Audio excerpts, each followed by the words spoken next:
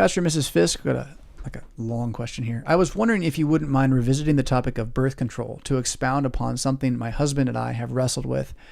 We were brought into the knowledge that hormonal birth control methods are abortifacients before we were married. Thanks be to God. And also deeply held the belief that children are the greatest blessing of marriage, and so we began our family immediately when we were married and rejoiced greatly. After our second child was born, I was diagnosed with major postpartum anxiety, the kind that is completely debilitating if untreated, and led me to the brink of suicide after both my first and second pregnancies. After our third child was born, I was able to use a non-hormonal birth control method, which uses basal body temperature and cycle data entered into an app to track fertility. Essentially, it is the rhythm method, but with such precision that it is 98% effective with perfect use. So yeah, rhythm method is probably not the best way to sell it. Natural family planning is a good way to talk about it, and isn't it something? So 98% effective use, that's better than hormonal. The hormonal is not that good. It's like 90%. So crazy. Because this method could do no harm to a preborn baby conceived unexpectedly, my husband and I decided to use it to allow me a bit of time to recover both mentally and physically from giving birth. Going on, this method worked for the first time since starting our family. I had more than a couple of months between postpartum and my next pregnancy. I was able to recoup and regain my strength before we were quickly blessed with our fourth child, who is due to be born this summer. During the period between our third child's birth and conceiving our fourth child, however, we have both struggled with whether or not we were making the right decision by using birth control at all. I wouldn't call what you're doing birth control, by the way. I wouldn't use it. It's natural family planning. It has an important conversation that we'll have a little bit of here, but just I wouldn't lump it in the same category. You're not in control. You're not in control.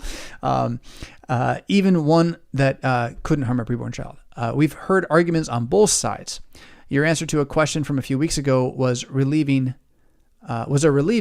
not falling off either side of the horse moment for both of us. Good. But still left me wondering if the only time it is appropriate to take steps to avoid pregnancy is when the mother's life is at risk. My life is not at risk due to my postpartum anxiety. That is, as long as I properly treat it so I do not become suicidal.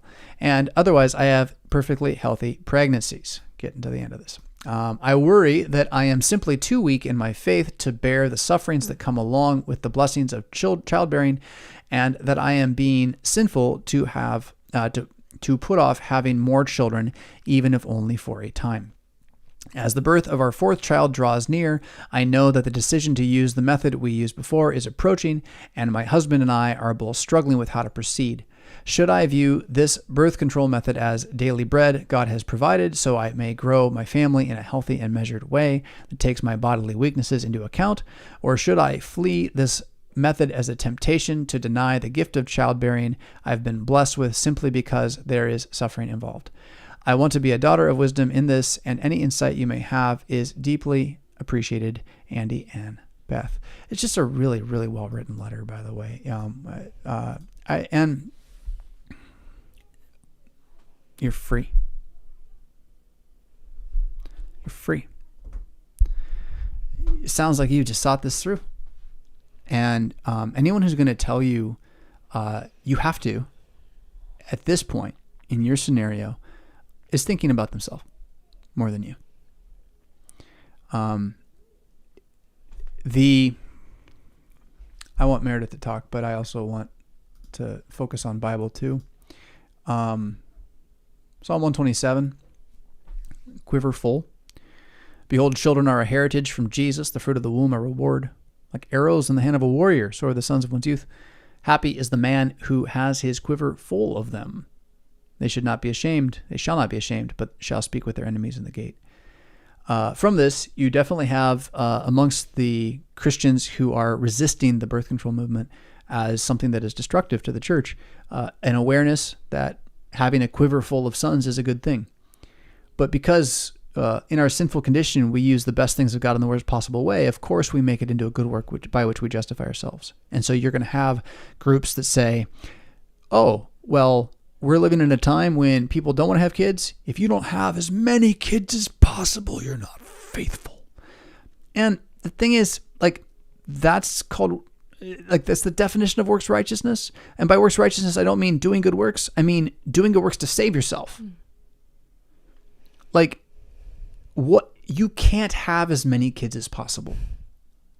You can only have the children God gives you. Now, it's true that you can stop that, kind of. He can give you over to your sin.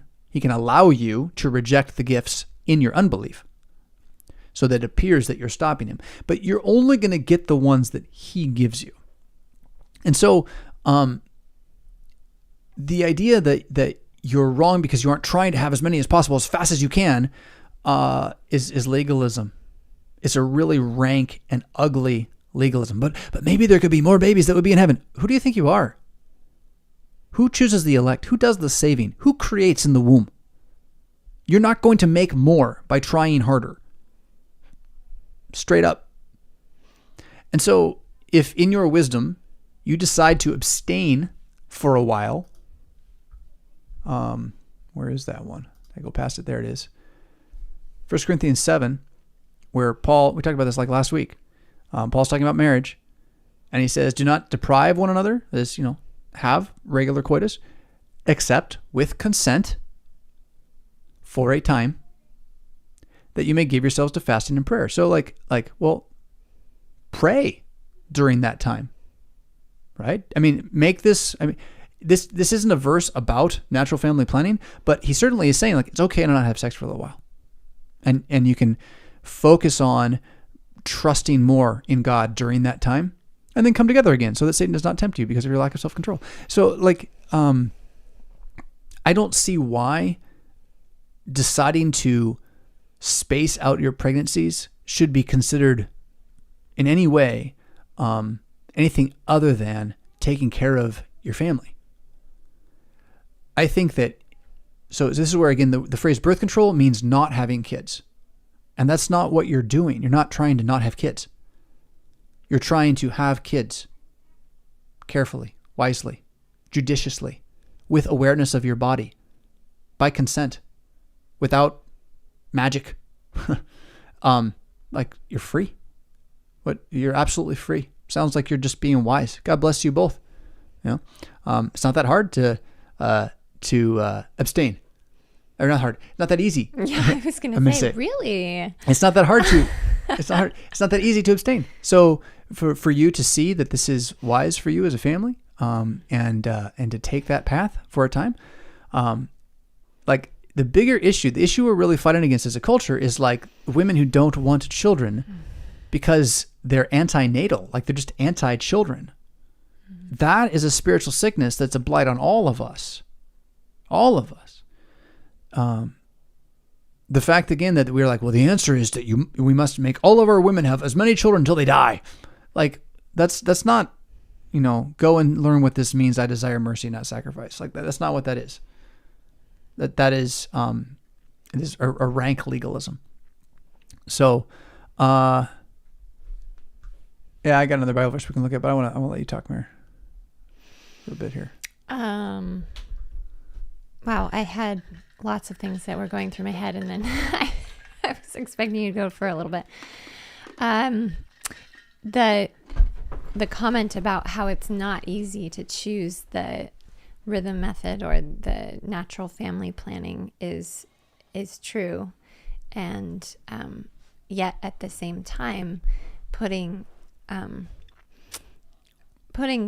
God's hand of creation in the middle of it is essentially what you're confessing when you choose that. You're saying that we believe that we've been given this gift in marriage. You have, is it three gifts you're given as a couple? Oh, that marriage has got 3 pillars. Mm-hmm. Yeah. And one of those is very much so the bearing of children, mm-hmm. offspring that will come.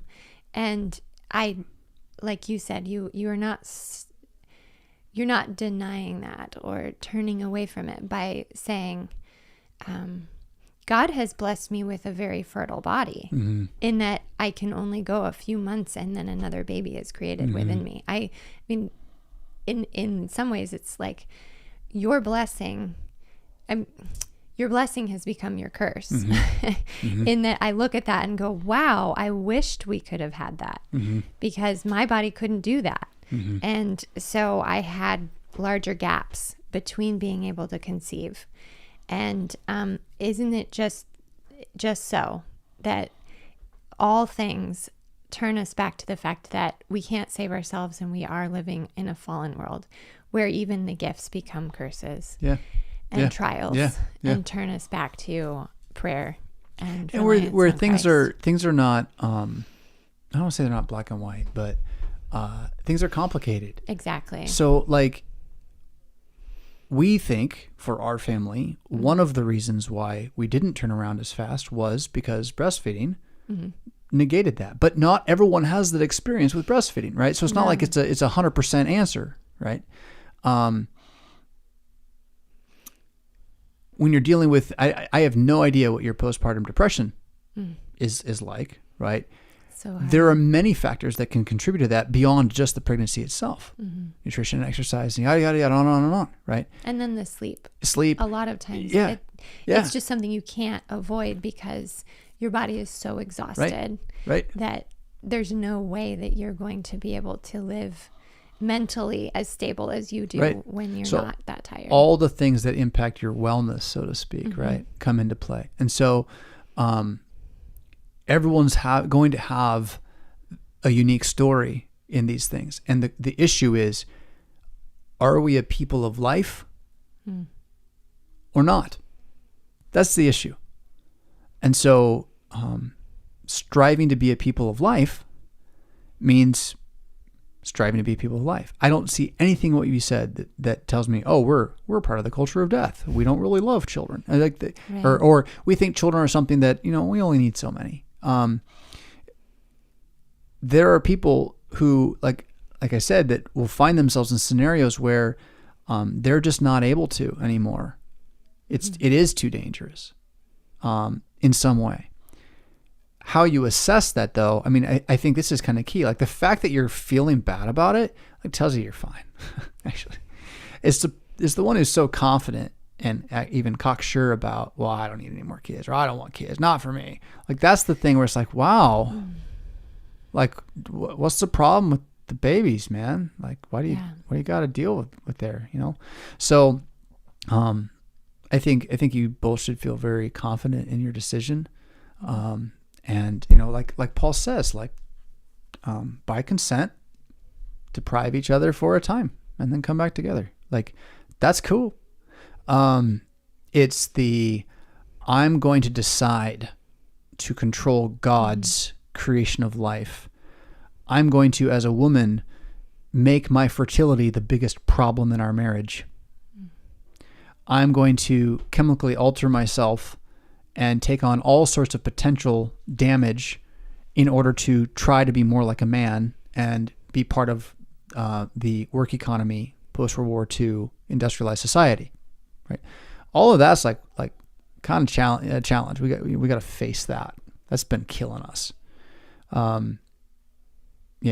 Abstinence for the sake of mental health as you work toward the next baby. God bless you. God bless you. Your piety is awesome.